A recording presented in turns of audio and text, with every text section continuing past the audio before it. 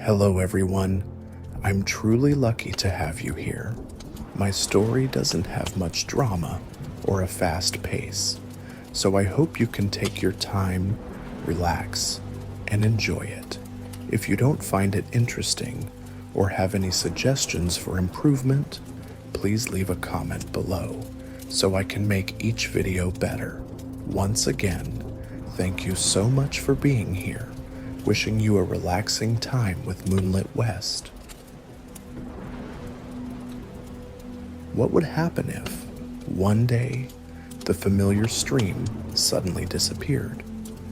Could the swamp continue to exist without its cool, flowing waters? Could the little fish, the playful otters, and the lush green lotus leaves survive as the water gradually dried up? As the sun rose high, casting scorching rays over the land, the entire swamp was filled with shock and worry. No one knew what had happened. No one knew who had stolen the water. But one thing was certain. Someone had to uncover the truth. And Rio, the brave capybara, was ready to embark on that journey. Rio and the stolen stream. The sun had just risen over the swamp, sending gentle rays of light filtering through the dense foliage. Droplets of dew on the lotus leaves shimmered like tiny crystals, reflecting the golden-orange hues of dawn. A soft breeze rustled through, carrying the scent of fresh mud and the whispering sounds of the reeds. The swamp was always full of life, a miniature universe of small yet vibrant creatures. Rio stretched and took a deep breath, savoring the fresh morning air. He loved this swamp. More than anything, it was his home, the home of all his friends, a place where water flowed through every corner, where schools of fish swam joyfully under the sunlight, where otters skimmed across the blue lake, and where frogs leaped from lotus leaf to lotus leaf, creating nature's symphony. But this morning, something was wrong. There was no sound of flowing water, no splashes from fish flicking their tails, no cheerful shouts of otters diving into the cool stream. Only an unusual silence blanketed the swamp like a heavy, suffocating curtain. Rio furrowed his brows, his heartbeat quickening. He could feel that something was off.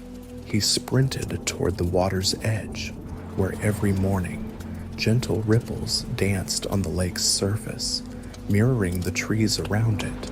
But when he looked down, he couldn't believe his eyes. The lake was no longer there. Only small, though lonely puddles remained, scattered across the cracked ground. The water had receded, leaving behind dry, curled-up mud patterns and exposed tree roots that stretched out like withered fingers, grasping at the air.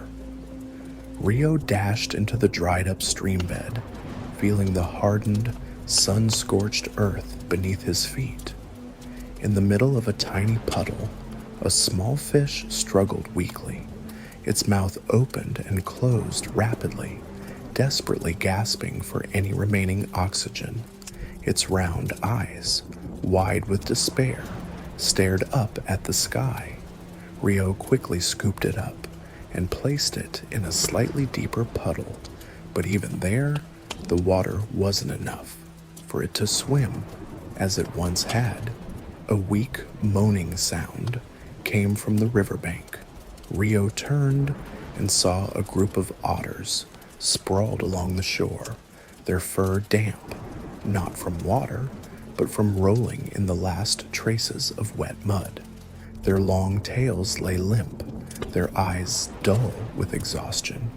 Tom, the most energetic otter of the group, rested his chin on the ground, his gaze filled with sorrow. "There's nowhere left to surf, Rio." His voice was hoarse. I don't know what to do anymore. Rio bit his lip, the heavy feeling in his chest growing stronger. No way. This stream had been flowing through the swamp for generations.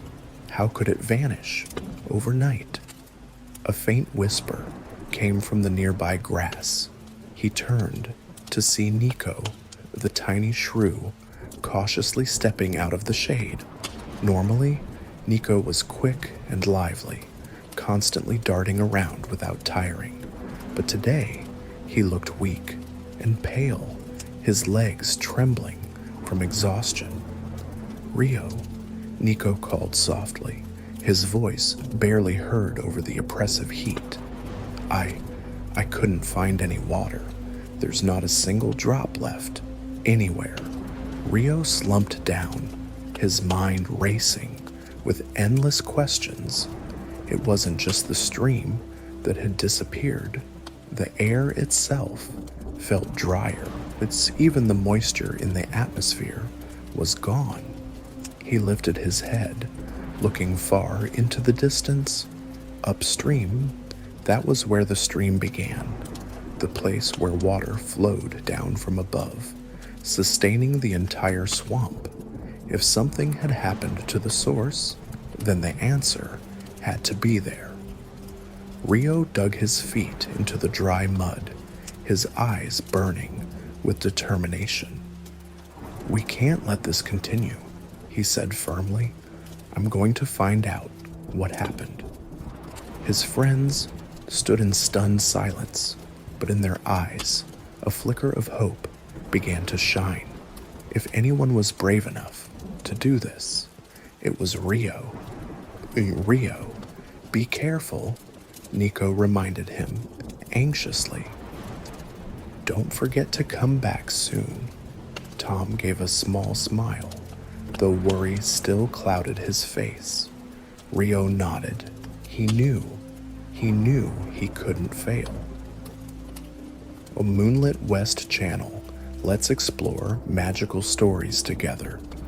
If you love Rio's journey and his friends, don't forget to hit like and subscribe to the channel to continue this adventure with us.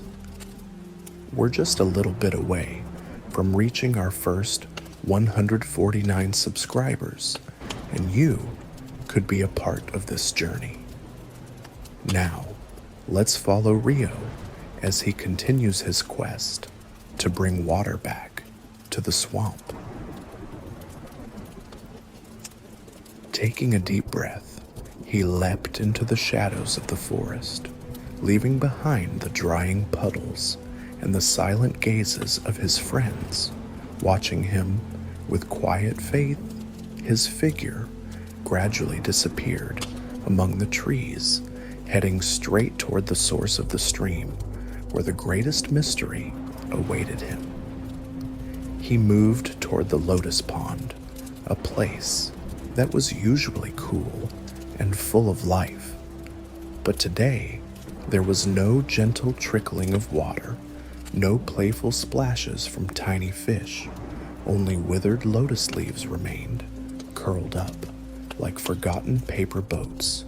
Amidst the yellowing leaves, Lily the frog sat slumped down, her large round eyes welling up with tears. She rubbed her skin, which was supposed to be cool and moist, but was now becoming dry and rough. Seeing Rio, Lily jumped toward him, but instead of her usual strong leaps, she could only move sluggishly, clearly exhausted. "Rio, you see it too, don't you? The swamp is dying." Her voice trembled, as if she still couldn't believe this was really happening.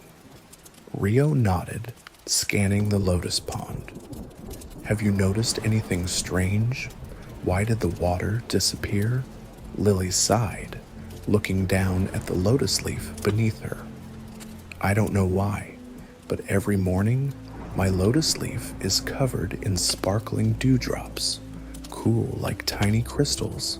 But today, they're completely gone, not a single drop." Rio sat down, deep in thought. The night dew had vanished. Not just the stream, but even the moisture in the air had changed. This wasn't normal. Something much bigger was happening. Try to stay strong. I'm going to find out the cause, Rio said, his eyes filled with determination. Lily nodded, but couldn't hide the worry in her gaze as she watched him disappear into the trees. Rio continued northward, following the dry riverbed, searching for more clues. Beneath his feet, the cracked ground stretched out, hardened mud peeling away in long, brittle strips. As he approached a bend in the dried-up stream, he spotted a familiar figure, old Tok the turtle. Tok was usually the calmest creature in the swamp, but today, he didn't seem calm at all. He was grumbling, slowly crawling across the scorching earth, his short legs struggling to find any remaining water. You arrived just in time, Rio. This is a disaster. I've never seen the stream this dry before. Have you noticed anything strange? Anything unusual? Tok nodded, turning his heavy shell as he pointed toward the dried riverbed. Yesterday, I passed through here. The water was still trickling, but then I saw these huge claw marks on the riverbed. They weren't made by fish or birds. Rio, someone dragged something really heavy across the stream, like they were transporting something upstream. Rio frowned. Large claw marks? Something being dragged away. Could it be someone had altered the course of the water? I need to go upstream to check it out, he said. Tok shook his head. Be careful, Rio. I don't know who did this, but they definitely don't want anyone to find out.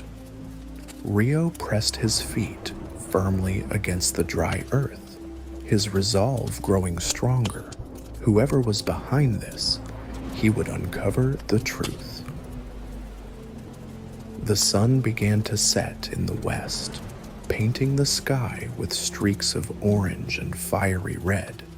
Rio had traveled farther than ever before, crossing tall grassy fields and dried-up mudflats.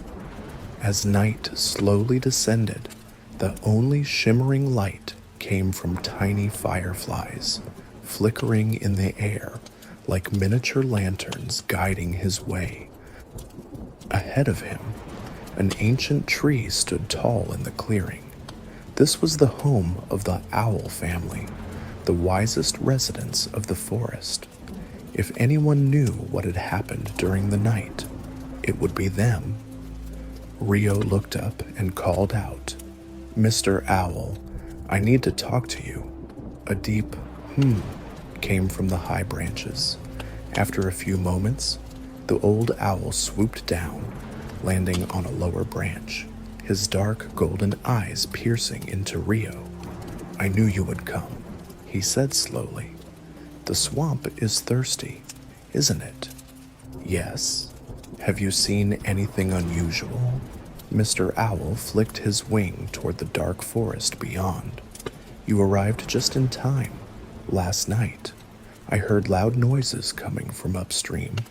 First, a rumbling sound, as if something heavy was being cut down. Then, the rush of water, and suddenly, silence." "The rush of water, then silence?" Rio frowned. "Exactly." Mr. Owl continued, his eyes glinting in the darkness. "I flew over to check, but all I saw was a massive wall blocking the stream." Rio's heart pounded. A wall? That could only mean one thing. Someone had built a dam. He looked up, his eyes filled with determination. The stream hadn't vanished on its own. It had been stopped. Mr. Owl nodded, as if he could read Rio's thoughts. "You know what you have to do, Rio ... Rio pressed his feet into the ground. He understood now, and there was only one way to save the swamp. He had to go upstream, find out who built the dam, and reclaim the water for everyone. Under the night sky, he took a deep breath, feeling the determination surging through him.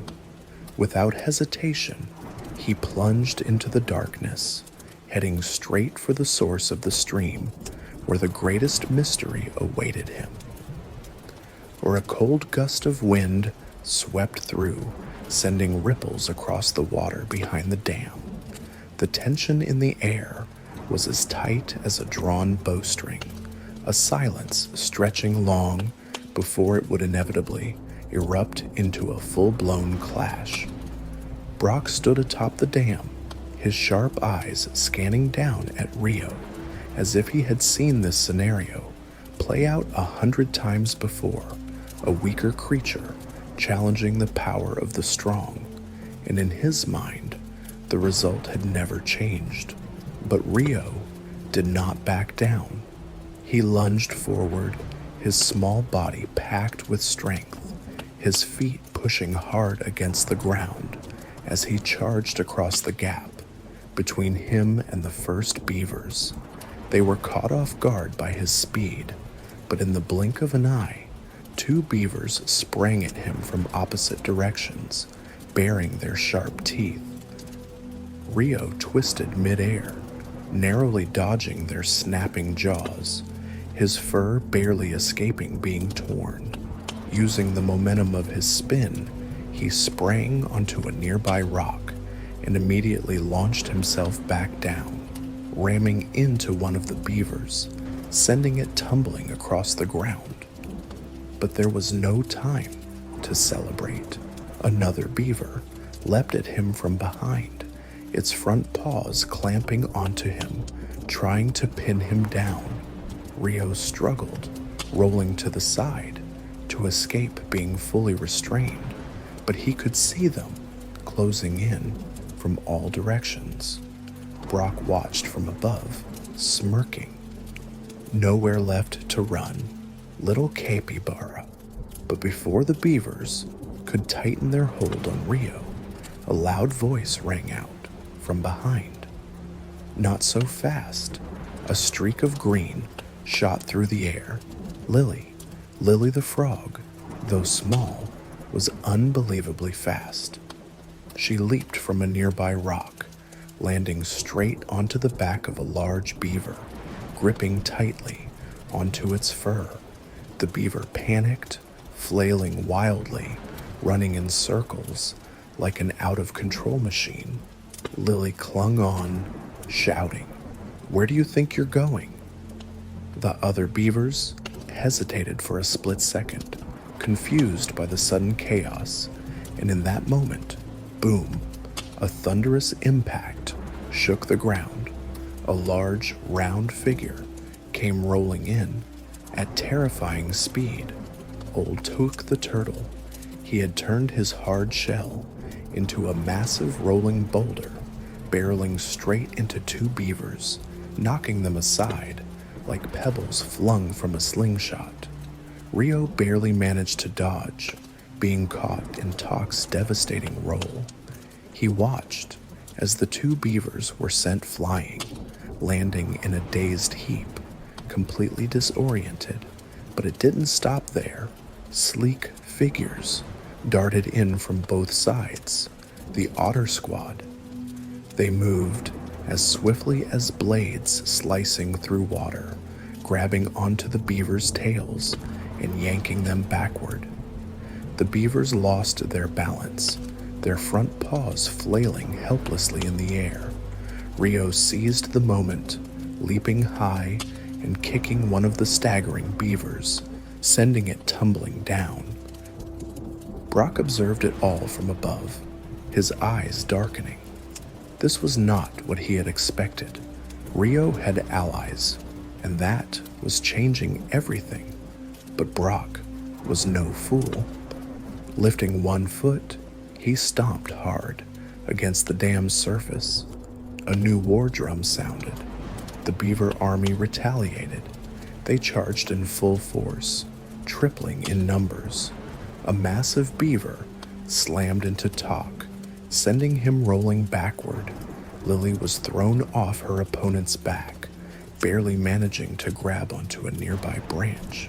The otters, though fast, were now overwhelmed by sheer numbers, slowly being pushed back. Rio, now exhausted, felt the weight of the battle closing in on him. The strongest among the beavers were finally stepping into the fight. One by one, they tightened their circle around Rio and his allies, closing in. His breathing grew heavy. Was this the end? Rio took a deep breath, feeling the beaver army closing in tighter around him. Sweat dampened his sleek fur, his breaths coming in short gasps. The situation was dire. No matter how hard his friends fought, they were still hopelessly outnumbered. Brock stood atop the dam, watching with victorious eyes. His tail tapped against the dry mud in slow, deliberate beats, as if he had already foreseen the outcome. Looks like the game is over, little capybara. His voice was deep, dripping with arrogance. The beavers advanced in unison, surrounding Rio's group from all sides. He could see the exhaustion in old Tok's eyes, see Lily struggling to stay on her feet, and the otters, though quick, beginning to wear out. A beaver sneered, ready to pounce. Boom! The ground trembled. A deafening crash erupted from the forest, as if something massive had just stomped onto the earth. The entire beaver army froze. A massive shadow emerged from the trees. At first, only a pair of glowing golden eyes cut through the darkness. Then, inch by inch, a towering, scaly figure slithered out from the jungle. A row of razor-sharp teeth gleamed in the dim light. A thick tail swept across the muddy ground, leaving a heavy, dragging sound. Old Gator. The air grew unbearably tense. In an instant, the beavers stood motionless. One dropped the log it had been carrying. Another's legs wobbled so much that it lost its balance and toppled into the mud. Even Brock, trying to maintain his composure, couldn't hide the flicker of unease in his eyes. Big Gator, what brings you here? Brock's voice faltered, lacking its usual cold arrogance. Old Gator loomed over them, looking down like a king surveying the battlefield. His eyes burned with irritation, laced with something else, disappointment. I came back to the swamp, and there wasn't a single drop of water. His roar cracked through the night like thunder, making the entire beaver army shrink back in fear. One panicked beaver leaped into the water behind the dam, momentarily forgetting that it had legs and could run. Another tripped over its own tail, landing face first in the mud. Lily blinked, stunned. Just moments ago, these beavers had been acting like ruthless conquerors. Now, they were scattering like squirrels after someone had thrown a rock at their nest. Brock swallowed hard. He knew he could overpower a capybara, a turtle, even a whole squad of otters, but there was no way he could stand against a 3-meter-long alligator whose jaws could crush tree trunks in a single bite. Old Gator took a step forward. The ground trembled. Brock instinctively stepped back. The beaver army erupted into chaos. Some dove into the water, some buried themselves in the mud, and one even tried to scramble onto Brock's back in a desperate attempt to escape. Brock growled, shaking the beaver off his back, then turned to Old Gator, trying to regain his leader's stance. "Big Gator, weren't you off, playing in another swamp?" He forced a grin. Old Gator narrowed his eyes. "What does my vacation have to do with the fact that the swamp is completely dry?" Brock had no response. Old Gator took another step, tilting his head slightly to examine the massive dam. His expression was that of a critic assessing a terribly made sculpture. "What is this supposed to be?" He raised a brow, voice laced with disdain. "Silence." Old Gator turned his piercing gaze to Brock. "So, the little beavers have decided to play, monopolize the water supply? Huh? That's a new one. I don't remember seeing that game before." Brock took another step back, his back pressing against the dam. He could feel the dampness of the packed mud and, more importantly, the sinking realization that Old Gator was not joking. Behind him, the beaver army had gone into full panic mode. Some had already started pulling apart logs from the dam, as if dismantling it faster might somehow reduce their chances of being eaten. Rio stood below, his mouth slightly open in shock. He had never imagined this scenario. No more fighting, no more struggling for power. The mere presence of Old Gator had single-handedly defeated the beaver army. Lily placed her hands on her hips and smirked. Looks like it's over." Brock, despite his desire to resist, knew this battle was already lost. He took a slow, deep breath, trying to steady his voice. "Big Gator, I think maybe we could negotiate a little." Old Gator narrowed his eyes. Then he smirked. "Oh, of course. But first, take this dam apart, right now." And just like that, without another word, the entire beaver army rushed to dismantle their own dam, faster than they had built it. The final logs tumbled down with a clatter. The packed mud washed away, and then boom, a massive surge of water burst free from behind the dam, roaring forward like a wild beast, finally unchained. Rio, Lily, Old Talk, and the otters watched the scene before them in absolute exhilaration. Water from the upstream reservoir surged into the dried riverbed, sweeping away leftover branches and debris, carving a cool, flowing path straight toward the swamp. The water level rose inch by inch, and the once shrunken stream now pulsed with life once more. Golden streaks of sunlight danced on the rippling surface, reflecting the brilliant hues of the evening sky. The swamp had come back to life. Brock stood silently, watching the powerful currents rush past. His eyes darkened. No matter how hard he tried, he couldn't change the outcome. He had lost. One of the beavers hesitantly spoke up. "So, what do we do now?" The entire beaver army turned to Brock, waiting for an order, but for the first time in his life, Brock had no answer. A deep, authoritative harumph cut through the air. Old Gator stretched, lazily flicking his enormous tail, his golden eyes shifting toward Brock and his beavers. "You guys sure are great at building dams," he drawled, voice dripping with sarcasm. "So from now on, go down to the swamp and fix up the lake bed."